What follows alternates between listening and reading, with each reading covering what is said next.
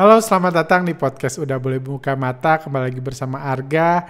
Dan dalam beberapa menit ke depan kita akan membahas pergerakan saham-saham yang sedang hot dalam kondisi Udah Boleh Buka Mata. Senang banget bisa buat video lagi karena udah hampir sebulan saya nggak buat podcast UBBM. Karena seperti saya katakan 1,5 bulan yang lalu bahwa memang dalam 1,5 bulan ini saya penuh rencana liburan. Memang fokus saya mau liburan, jalan-jalan ke berbagai tempat. Dan puji Tuhan liburannya berjalan dengan baik, saya enjoy banget dan juga hari Senin kemarin saya udah kembali lagi langsung sibuk trading langsung karena ada banyak sekali saham menarik di bursa kita. IHSG waktu itu masih terkoreksi, asing melakukan akumulasi, jadi seperti kami bahas ada banyak hal menarik dan itu juga tentunya akan saya bahas di podcast ini.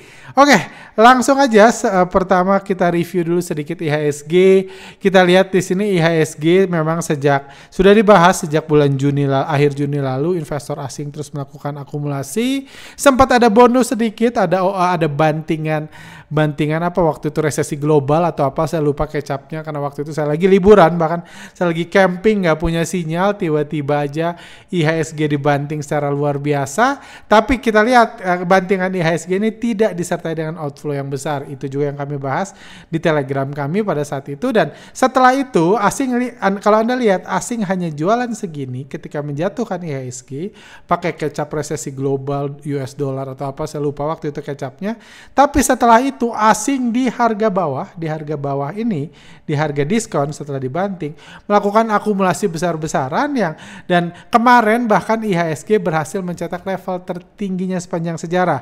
Hal itu juga udah saya expect, udah kami bahas analisa pertama saya yang saya buat di Telegram di awal minggu ini setelah balik liburan. Saya mengatakan kita harus prepare IHSG akan berkibar menjelang hari kemerdekaan Indonesia yang akan terjadi lusa tanggal 17 Agustus. Jadi masih ada satu hari perdagangan lagi. Bagaimana IHSG berkibar? Tentunya yang mengibarkan IHSG adalah investor asing. Yang berkorban adalah investor lokal. Memang seperti itu ininya. Jadi tentunya kita sangat berharap nanti menjelang besok IHSG bisa naik signifikan. Mudah-mudahan harapan saya, mudah-mudahan asing mengabulkan, bisa tutup di level 7.500 biar investor asing mengharumkan nama bangsa. Karena asing tidak selamanya buruk, asing tidak selamanya jelek. Asing di IHSG adalah pengibar bendera yang mengharumkan nama bangsa kita, bursa kita di mata internasional. Tapi tentunya investor lokal tentunya juga masih punya perannya masing-masing, terutama investor-investor lokal yang tidak suka mengikuti asing. Saya memang investor lokal yang aneh. Saya suka ngikutin asing, bukan suka ngikutin lokal. Tapi kalau lokal yang tidak suka mengikuti asing, yang tidak suka mengikuti bandar, yang suka baca laporan keuangan, suka memberi nama candlestick atau apapun Anda, salah satu tugas Anda adalah menjual saham Anda sebanyak mungkin ke investor asing supaya IHSG terus naik. Supaya IHSG bisa mengharumkan nama bangsa di penutupan menjelang 17 Agustus nanti. Kita sama-sama doakan. Oke, langsung kita ke saham menarik. Salah satu saham yang cukup menarik adalah BRIS. Saya kalau nggak salah pernah mention, ini salah satu saham perbankan favorit saya beberapa bulan terakhir. Karena bandarnya memang rajin akumulasi. Seingat saya udah beberapa kali bahas saham ini di podcast juga. Dan saya mau bahas lagi sekarang. Hari ini sahamnya nggak bergerak kemana-mana, cenderung sideways, dan yang saya mau bahas adalah kejadian di sini. Karena ini mirip IHSG di mana ketika IHSG dibanting, BRIS terkoreksi banyak. Dan bagaimana BRIS dibanting, tentunya bandar harus jualan untuk membanting harga. Kalau bandar beli, dia nggak bisa banting harga kan. Karena beli ya kalau nggak dibid ya hajar kanan. Yang bisa banting harga ketika beli adalah investor retail, karena retail biasanya kan nyangkut, habis beli nyangkut kan. Jadi di sini kalau Anda lihat BRIS ketika harganya jatuh, BK jualan, MG jualan. Ini jualan 21 miliar, MG jualan 8,9 miliar, dan pahlawan-pahlawan bursa di sini ada XL, ada NI, ada XC membeli saham ini. Jadi sudah di sini untuk harganya jatuh, pahlawan bursa harus beli dan pahlawan bursa harus beli. Jadi pahlawan bursa dapat di harga murah. Itu fakta lain. Dapat di harga murah. Kenapa bisa dibilang harga murah? Karena selanjutnya harga bergerak naik.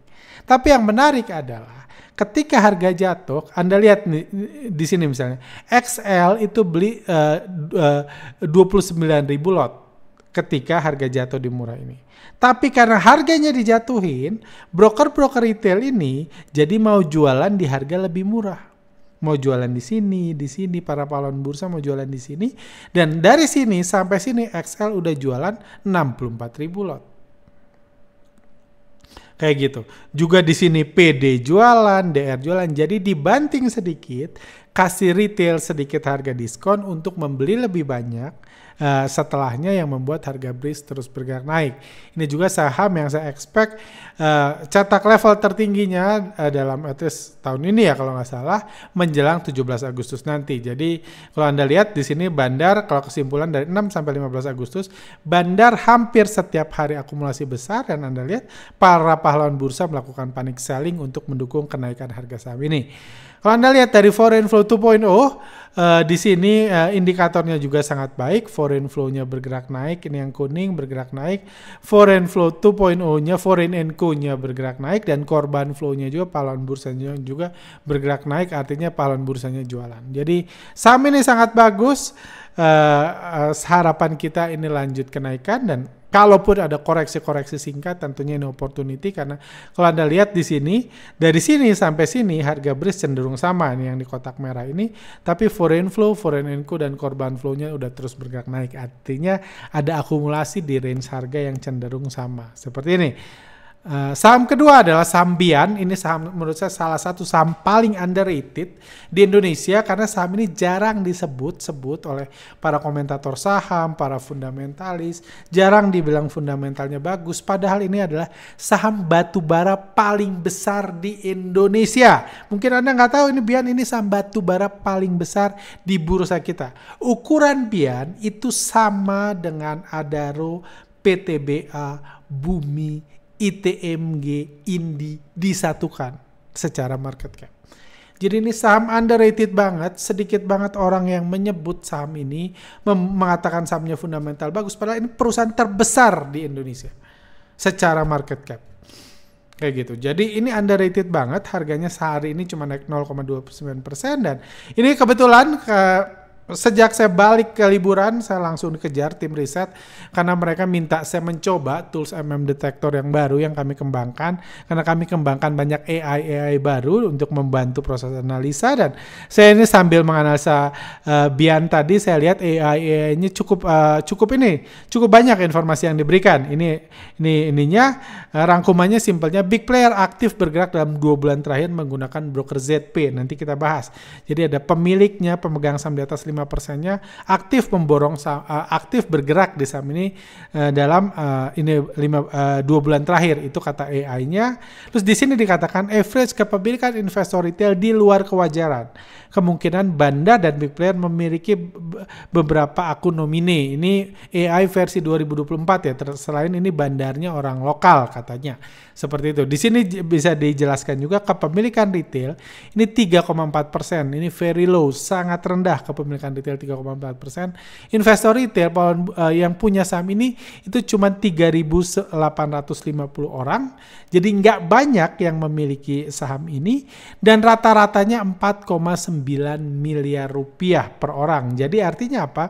Dari 3.900 ini saya tahu sebagian besar, saya nggak tahu sebagian besar, sebagiannya adalah pegawai yang percaya tentunya terhadap fundamental perusahaan, direksi dan lain-lain. Itu yang saya dengar ya. Saya nggak pegang datanya langsung untuk mengatakan saya tahu, yang saya dengar.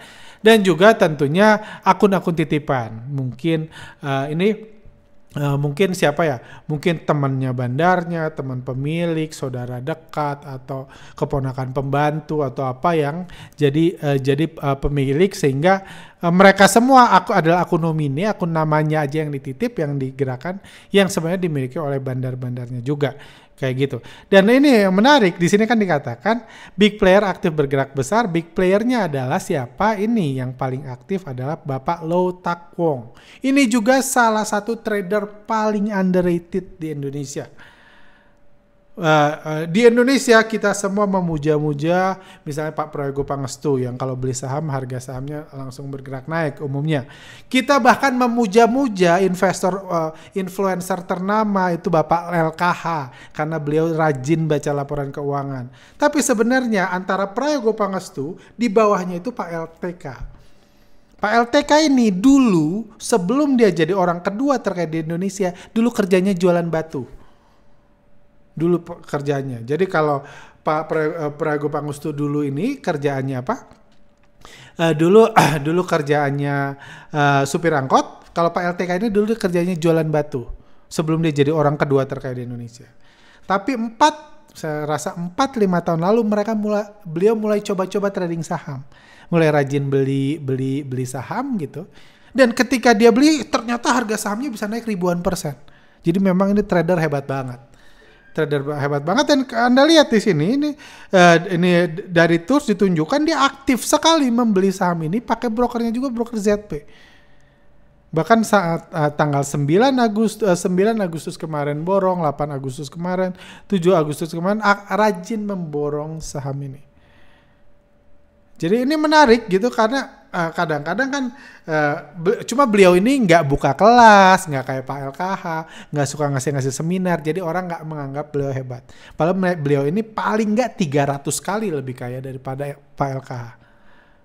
Jadi nggak ada apa-apanya Pak LKH atau trader-trader, influencer kecap-kecap kayak saya dan teman-teman lain influencer yang flexing itu nggak ada apa-apanya dibanding Pak LTK. Saya masih sering nyangkut, beliau ini kalau beli biasa harga saham langsung terbang. Kayak gitu. Atau beli sebentar udah itu terbang luar biasa tinggi. Jadi ini trader nomor 2 di Indonesia. Rajin jual beli saham dan kalau beli biasa harga sahamnya langsung terbang dan beliau kayanya luar biasa.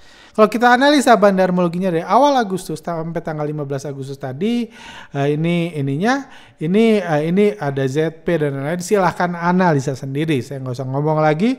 Analisa sendiri apa yang terjadi di saham ini. Jadi menurut saya ini BIAN ini saham yang sangat menarik. Saya lupa tampilkan grafiknya. Silahkan lihat aja grafiknya. Ini saham yang sangat menarik untuk dianalisa, diperhatikan. Apalagi harganya belum banyak bergerak naik dalam kalau nggak salah sepanjang bulan Agustus ini. Saham menarik lagi lain adalah ESA. Ini harga sahamnya turun hari ini 1,83%. AI Analysis yang versi 2024 mengatakan sama, ini di bandar lokal. Big player juga aktif bergerak 2 bulan terakhir pakai LG dan DX. Kita lihat nama-nama orang-orang hebat, nggak semuanya trader, tapi orang-orang hebat juga memborong saham ini. Pakai broker LG dan DX. Ini harga sahamnya sempat naik, 2 hari ini mengalami penurunan dan kalau Anda lihat secara bandarmologi dalam sepanjang minggu ini 4 hari perdagangan dia 3 hari akumulasi besar, 1 hari distribusi. Jadi ini juga saham yang menarik untuk diperhatikan beberapa hari ke depan. Jadi itu 3 saham yang menurut saya menarik. Saya sengaja nggak bahas brand PBRI biar refresh saham-saham baru aja yang kita bahas. Dan saham menarik lain yang dirahasiakan saya kasih kode sama tapi bukan MG. Sama tapi bukan MG kodenya. Kenapa saham ini saya anggap menarik? Karena dalam periode ini broker yang beli adalah PD. PD ini broker retail, tapi kalau Anda analisa menggunakan tools yang baik, dia akan memberikan informasi kalau PD ini adalah broker retail yang dipakai bandar. Artinya apa? Artinya PD ini adalah bandar. Dan secara bandarmologi bisa dilihat bandar tuh sudah akumulasi besar sejak minggu lalu, tapi harga nggak naik. Dari minggu lalu bandar akumulasi saham yang sama tapi bukan MG ini, tapi harganya nggak naik. Jadi ini saham menarik yang kalau Anda tahu mau beli mau nggak dijual, mau ini terserah. Tapi kalau bisa jangan dikasih tahu siapa-siapa. Kasihan yang tahu nanti karena sama kan seperti dibahas. Kalau mayoritas investor retail borong saham ini ya harganya jatuh juga. Karena kan hukumnya seperti itu di ekosistem bursa kita. Oke, sampai sini aja. Thank you buat rekan-rekan. Senang udah bisa kembali lagi. Kalau Anda yang mau bertanya, mau punya pertanyaan atau apapun tentang saham yang dibahas atau saham lain, silahkan tulis di kolom komentar. Nanti saya mungkin weekend saya luangkan waktu untuk bahas podcast lagi. Oke, sampai sini. See you next time.